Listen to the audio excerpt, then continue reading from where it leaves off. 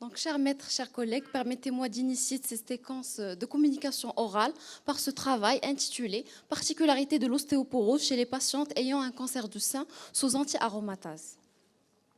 Donc, en guise d'introduction, le cancer du sein est le premier cancer de la femme, surtout ménopausée. Au Maroc, sa prévalence est estimée à 35,8%.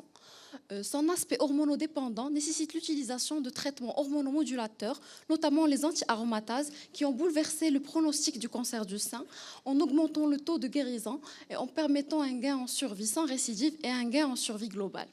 Mais le prix à payer devant cette utilisation des anti-aromatases, c'est surtout via son mécanisme physiopathologique.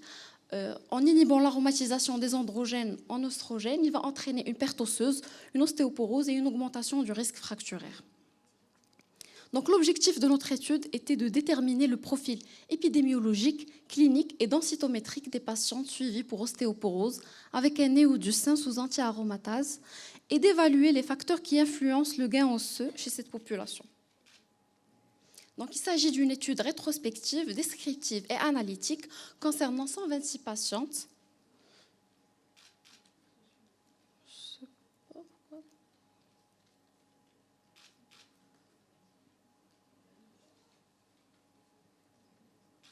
Donc, concernant 126 patientes suivies pour ostéoporose associée à un cancer du sein sous anti-aromatase, effectuée au service de rhumatologie du CHU Mohamed VI de Marrakech, colligée sur une période de 4 ans, de 2017 à 2021.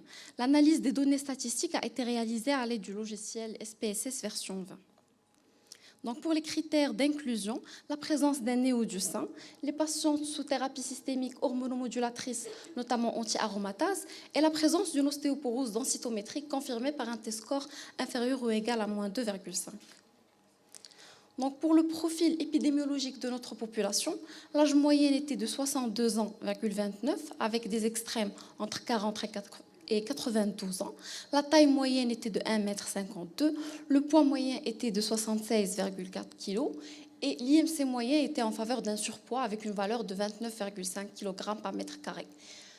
Concernant les comorbidités, 18,3% avaient un diabète, 15,9% étaient suivis pour une hypertension artérielle et 0,8% étaient suivis pour une hyperthyroïdie. Le T-score était inférieur ou égal à moins 3,5 dans 31,7% des cas et 14,3% des patientes avaient une localisation secondaire. Alors pour les types d'anti-aromatase utilisés, il s'agissait d'anti-aromatase non stéroïdiens, notamment le létrozole ou l'anastrozole, dans 72,6% des cas, et d'anti-aromatase stéroïdiens, l'hexamestane, dans 27,4% des cas. Alors pour le pourcentage des traitements anti-ostéoporotiques administrés chez nos patientes, 77% étaient sous résidronate, 14,30% étaient sous alendronate et 8,7% étaient sous zoledronate. À noter que le zoledronate donné était de 4 mg, donc le Zometa. Alors pour la supplémentation vitamino-calcique, 88,90% avaient reçu une supplémentation en vitamine D et 6,30% avaient reçu une correction de l'hypocalcémie mise en évidence par un bilan biologique.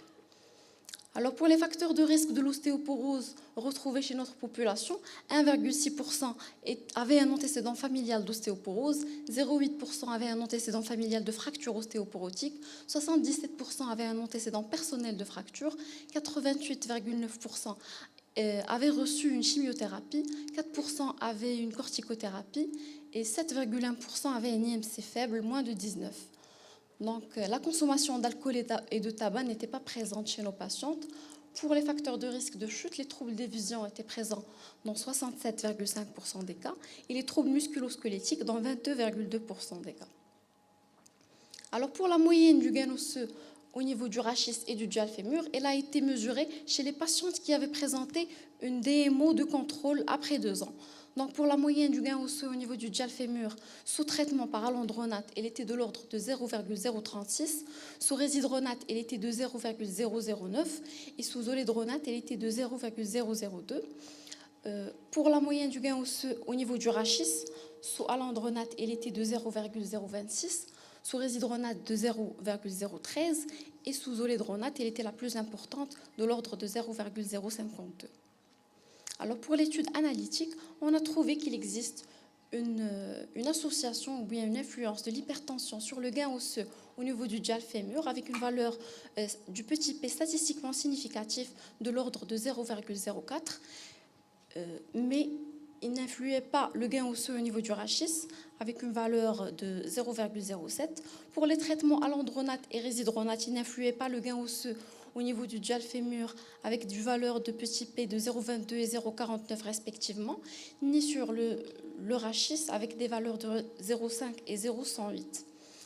Par contre, le zélodronate, il influait le gain osseux au niveau du rachis avec une valeur statistiquement significative de l'ordre de 0,021. L'absence de métastase était associée au gain osseux au niveau du diaphémur avec une valeur de 0,001 et le T-score inférieur à moins 3,5 était associé à un gain osseux au niveau du rachis avec une valeur du petit p de 0,035.